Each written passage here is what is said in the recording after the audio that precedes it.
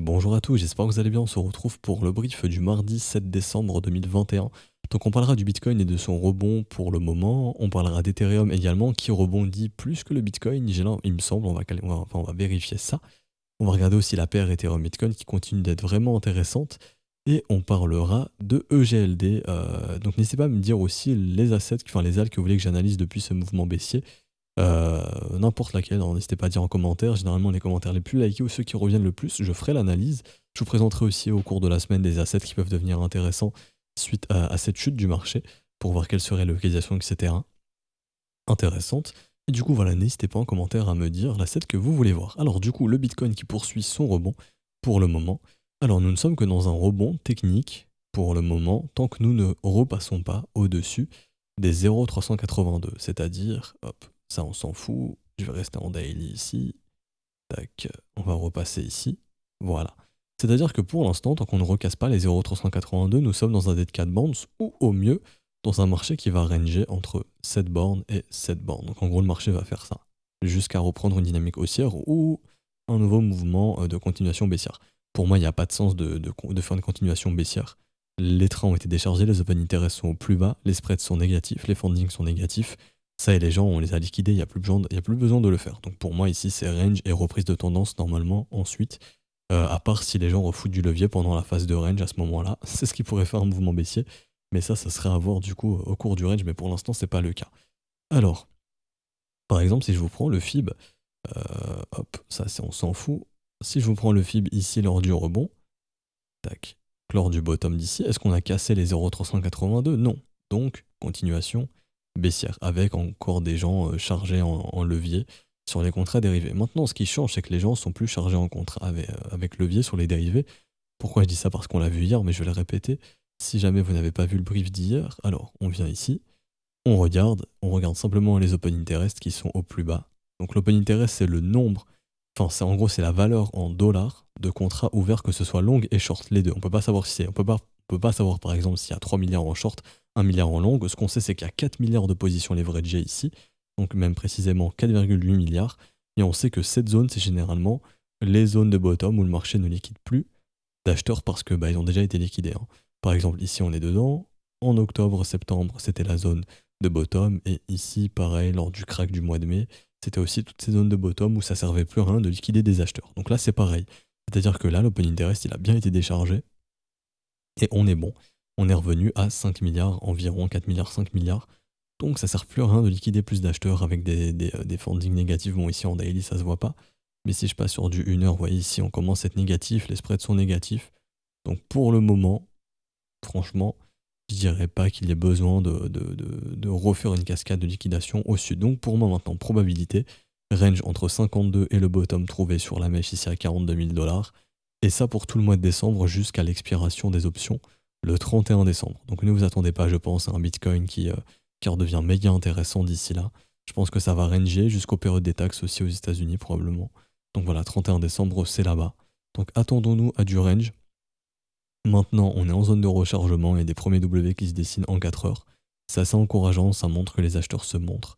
Mais honnêtement, ouais, on a besoin soit d'une cassure des 0,382, soit d'un range et ensuite une reprise haussière pour instaurer simplement une structure de bottom. Parce que, en termes d'order flow, oui, les acheteurs ont été liquidés, oui, l'open interest a diminué. Donc oui, on a déchargé le train. Mais techniquement, il faut que la chart nous dise, ok, on est bullish, on peut y aller. Et pour l'instant, c'est pas encore le cas. Donc idéalement du range et ensuite cassure de ce range au nord et la reprise de tendance vers le nord. Et pourquoi j'essaie de timer le marché ici, c'est grâce aux options. J'ai plutôt l'impression qu'il faut rester dans ce range des 42 à 52 jusqu'au 31 décembre. Pourquoi ça? Parce que nous avons le max pain price. Alors, ici, au 48 000 dollars, le max pain price, c'est tout simplement le prix de souffrance, là où on règle un maximum d'acheteurs de calls et un maximum d'acheteurs de puts sur les options. Et comme vous savez, le marché généralement fait perdre une grande majorité des acteurs de celui-ci.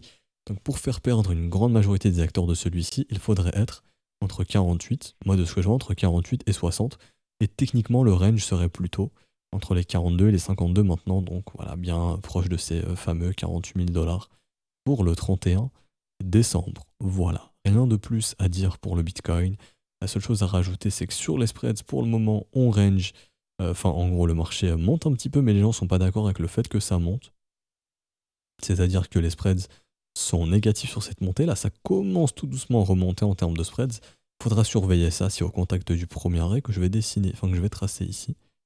Hop, tac, juste ici. Si je peux avoir le top. Si TradingView me prend pas la tête comme d'habitude. Alors, TradingView qui fait des aimants mais qui ne fonctionne pas, c'est super. Prend même pas les bons tops. Merci bien. Voilà, si jamais au contact du premier arrêt, les spreads redeviennent positifs, ici qu'on commence à remonter, on pourrait se dire ok, on a peut-être besoin un petit peu de revenir tester un peu plus bas pour refaire un peu peur. Au final, un range, hein, ça veut dire que là, on pourrait matérialiser le haut du range, un rejet pour aller revisiter bas dans le range, tout simplement, et que les gens flippent, que les gens aient peur, et que les gens vendent, etc., qu'ils shortent. On accumule du short et ensuite, une fois qu'on aura accumulé assez de short, on pourra les squeezer en repartant au nord. Alors ici, rapidement en 1 heure ici, ou en 4 heures, 1 heure, ouais. C'est le momentum. C'est-à-dire que sur ce rebond, pour le moment, en s'approchant du premier arrêt, qui est aux environs, oui, des formes de vente des prix, c'est vrai, j'ai oublié, le premier arrêt est aux environs des 52 200. Ici, on commence à avoir une perte de momentum. Si cette divergence se confirme, et qu'ensuite on a du M qui se dessine, c'est ce qui pourrait justifier le fait de revenir visiter, par exemple, ici proche des corps de chandelle dans les 47, voire un petit peu plus bas, histoire de venir bouffer les creux ici si des acheteurs sont rentrés. Donc sous ces creux, donc en gros sous les 46 000. Et plus simplement, zone de rechargement, ici donc entre les, grosso modo, ouais, 45 900 et 44 300. Et je pense que les gens vont avoir très peur ici, ce qui fait qu'on pourra accumuler du short. Et pour les gros, avoir de nouveau de bonnes entrées. Pour la smart money qui trade sur des contrats qui n'ont pas tradé ce week-end, je pense qu'eux, ils aimeraient bien avoir une petite entrée entre du 42 et du 45 000 $, hein, très très probablement, dans le creux en fait de liquidité, et je vais vous montrer là, dans ce creux ici, entre les 44 et les 46. Je pense que ouais, la smart money pourrait être intéressée de revenir acheter entre 44 et 46 si on en a la possibilité. Donc si on y revient, ce serait peut-être une bonne localisation pour eux. Ok. Et pour l'instant, toujours en spread négatif, donc on peut se dire qu'il y a encore de la marge pour tenter de tirer un petit peu ça plus haut. Maintenant, si jamais ce marché se reprend V-bottom, il surprend tout le monde. À ce moment-là, il y a énormément de liquidations, probablement short à venir péter au-dessus des 59 000, et ça jusqu'aux 61 500, mais ça serait vraiment un gros mouvement fort. Et vu comment l'open interest est faible, je doute qu'il y ait autant d'intérêt à liquider, à faire un mouvement de cette ampleur. Je pense que le mieux, ce serait d'accumuler un maximum de shorts pour cette fin d'année, et qu'ensuite on aille complètement les bouffer. C'est ce qui pourrait refaire une tendance haussière.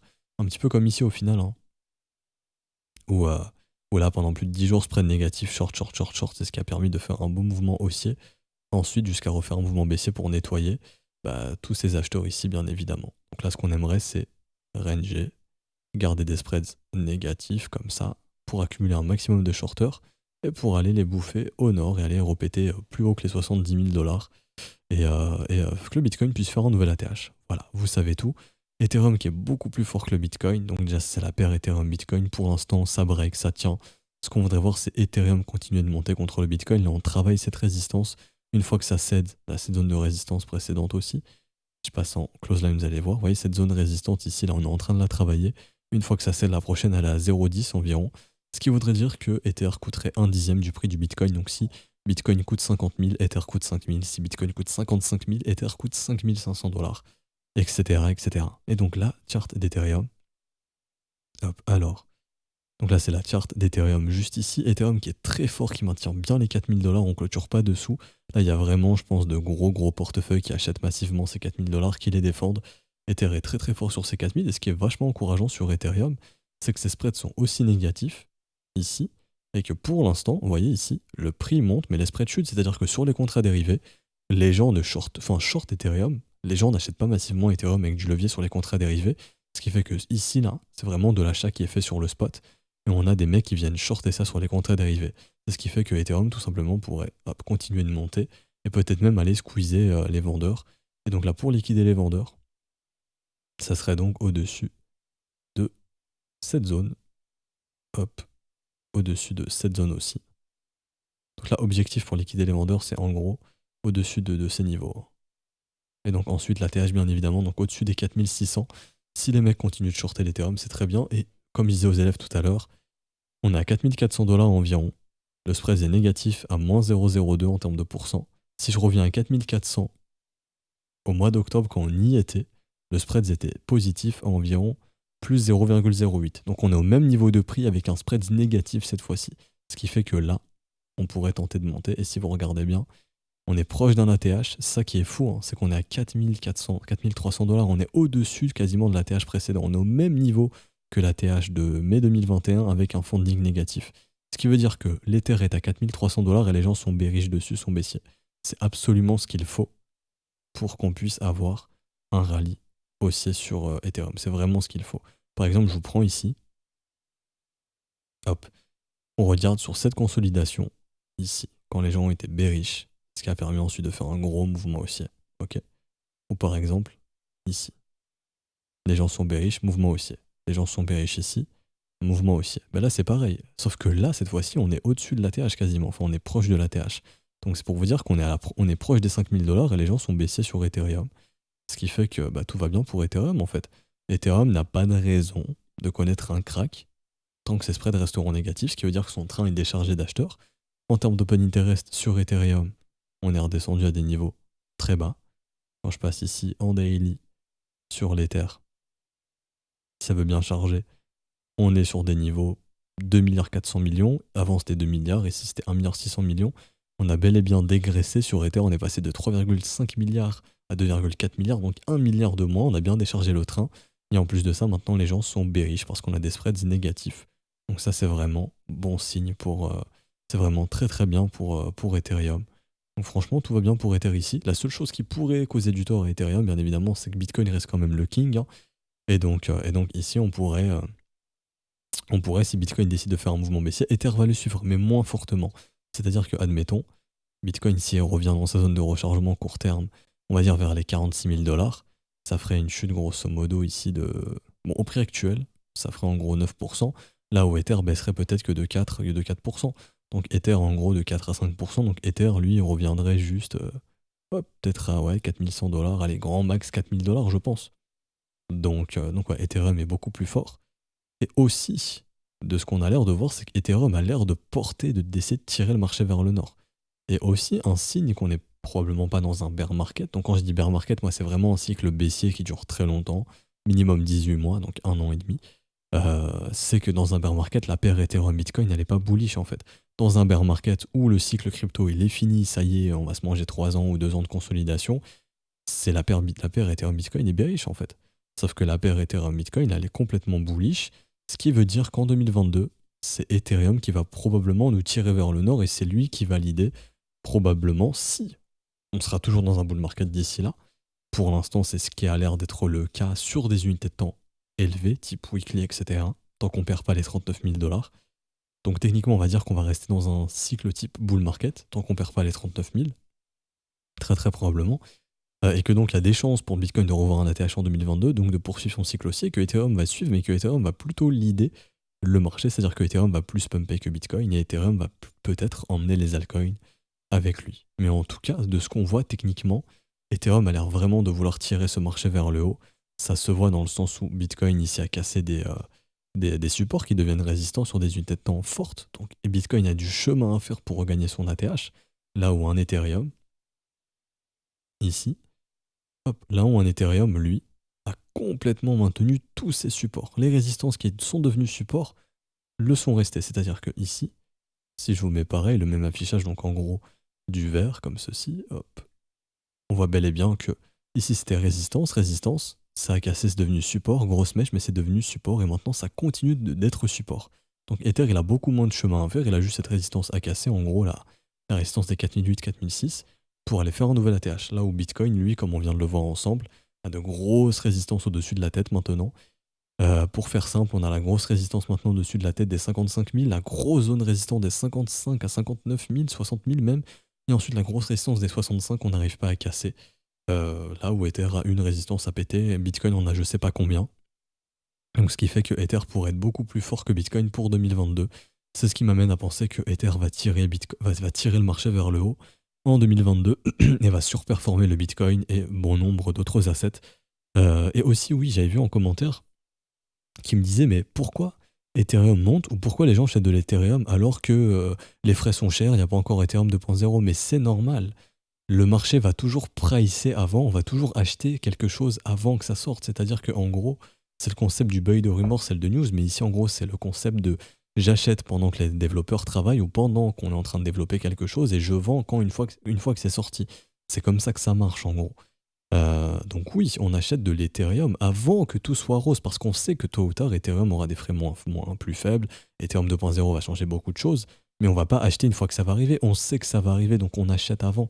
C'est un peu comme si vous voulez, le crack du S&P 500 en février dernier, quand on commençait à avoir les premiers confinements dans le monde entier, même aux États-Unis, et les gens se disaient, oui, mais ici, là, quand on était sur le bottom, oui, mais l'Europe confine, l'Allemagne va confiner, la France va confiner, donc ça va continuer de chuter parce que l'économie va chuter. Mais non, en fait, le marché, il a déjà pricé ces confinements. Et ensuite, quand on était ici, que le marché remontait, les gens disaient, oui, mais les chiffres d'entreprise vont chuter, il y a les compagnies aériennes qui sont en train de s'écrouler en termes de chiffre d'affaires, donc ça va continuer de chuter. Non, le marché américain, il l'avait déjà pricé ici.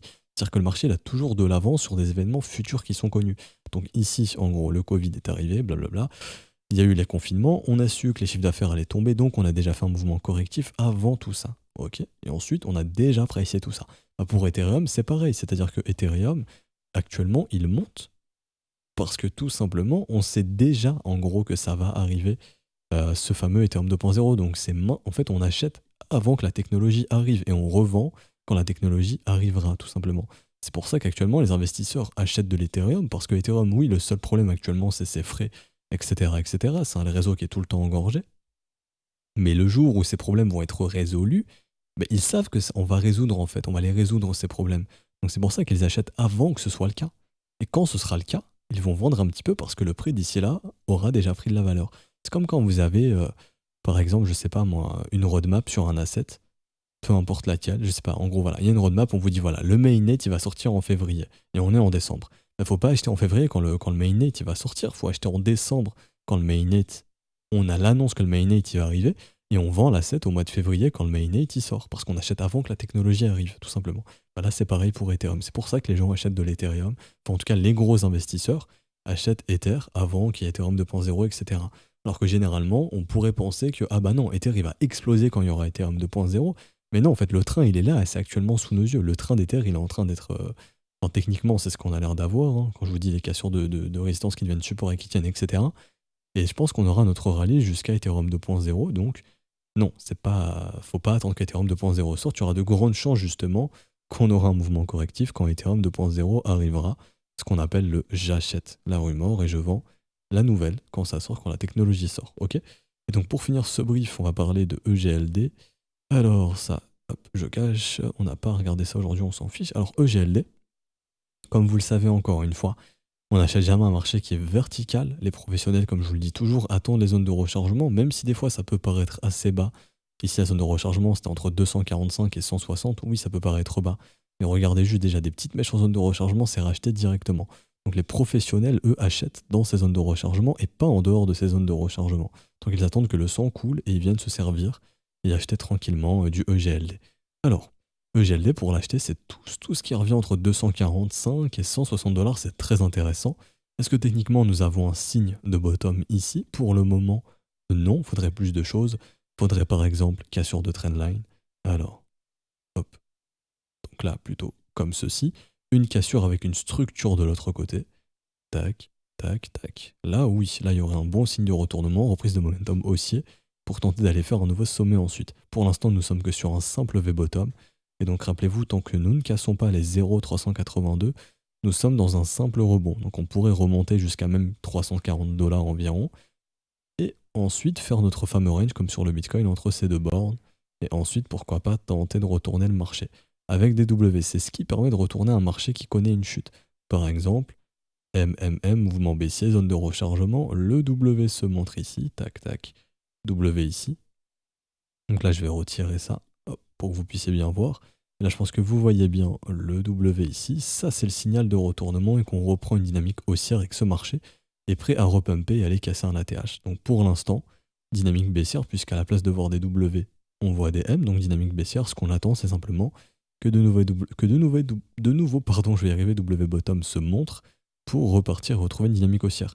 Également, ce qui peut m'aider aussi, si je suis investisseur voilà, occasionnel, que j'ai juste envie d'avoir le GLD, je peux déjà mettre des ordres d'achat tout au long de la zone de rechargement et espérer être fil dans cette zone de rechargement. Si c'est le cas, vous avez vraiment d'excellents prix sur de l'EGLD depuis son mouvement correctif. Je peux aussi me dire où sont mes creux. Alors, où sont les creux ici, au sein de ces zones de rechargement ou depuis qu'on a fait ce mouvement haussier. Alors, ici, un gros creux ici. Je doute qu'on aille chercher ce creux entre les 130 et les 100 $. Mais là, déjà, il y a un creux assez important entre les 200 et les 156 $, donc dans le bas de la zone de rechargement. Il y a de la smart money qui pourrait être intéressée pour recharger en EGLD au sein de ce creux. Je ne dis pas qu'on va y aller, je dis juste que si on y va, c'est un plaisir pour la smart money de pouvoir acheter ces prix qui vont être vraiment des prix très très intéressants. Ok, donc on ne lit pas l'avenir, on ne va pas se dire non ou se mettre des barrières psychologiques, non mais c'est impossible que le prix là il y a ce prix. Non, si ça y va, c'est un cadeau que vous fait le marché et ça sera vraiment d'excellents prix pour acheter du EGLD. Sinon, si il y a du W qui se forme avant qu'on aille chercher ces prix, le marché se retournera avant et let's go. Ok. Est-ce qu'on peut faire un V-bottom ici, c'est-à-dire hop, se retourner comme ça directement? Oui, mais en termes de probabilité, c'est pas ce qui est le plus probable. Le plus probable, c'est soit la conso ici, le W, ou le dernier mouvement baissier, et le W plus bas au cours du mois de décembre, janvier, pour ensuite un rallye jusque mai-juin, parce que le marché est très soumis à la saisonnalité. Buy when it's now, sell in May and go away, donc on achète en hiver, quand il neige, et on revend au printemps. Donc par exemple, ici, les bottoms se forment en décembre 2020, on a un rallye jusque février, jusque avril, donc le printemps, et ensuite, voilà, hop, on a en gros le mouvement baissier.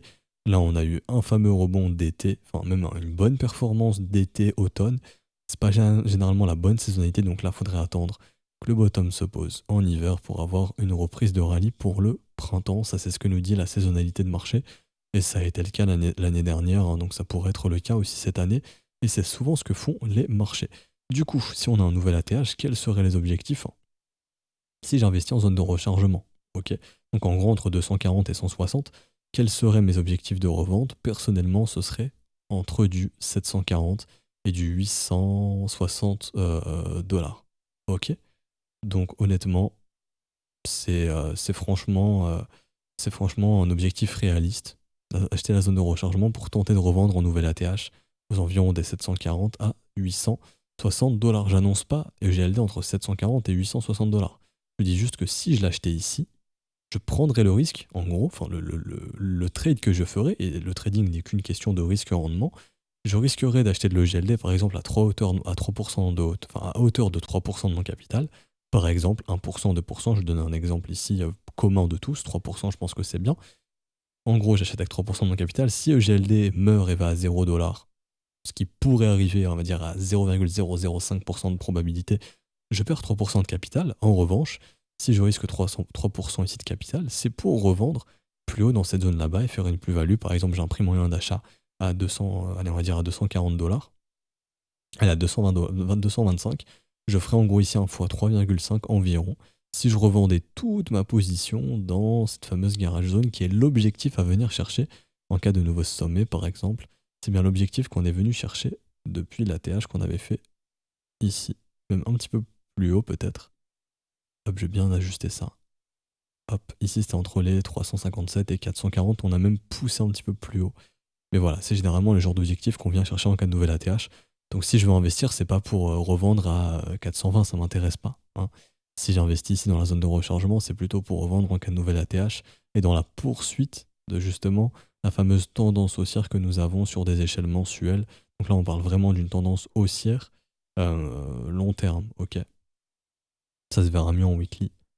Mais voilà, creux, sommet ascendant, creux, donc là, enfin, creux, sommet ascendant, sommet ascendant. On essaie de trouver un creux ascendant pour trouver un sommet ascendant. Mon objectif, ce serait d'acheter le creux ascendant ici pour vendre le sommet ascendant quelque part dans la zone de. Dans la garage jaune, pardon, donc dans la zone d'extension. Je vais y arriver, désolé. J'ai un peu de mal en fin de brief. Alors du coup, on s'arrête ici pour aujourd'hui. J'espère que ça vous aura plu. Si c'est le cas, n'hésitez pas à laisser un petit pouce bleu, un petit pouce bleu, à vous abonner si ce n'est pas déjà fait.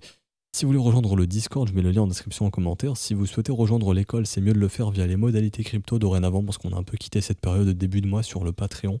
Donc n'hésitez pas à le faire via les modalités crypto. Tout est expliqué dans le Discord, dans le salon. Bienvenue. Si vous avez une quelconque question, n'hésitez pas à envoyer un message à un des professeurs connectés. On vous répondra volontiers puisqu'on est connecté quasiment. Enfin, il y a toujours un professeur connecté hein, sur le Discord tous les jours pour vous répondre. Donc n'hésitez pas. Je vous souhaite une bonne journée. On se retrouve donc du coup demain pour un prochain brief. Ciao ciao.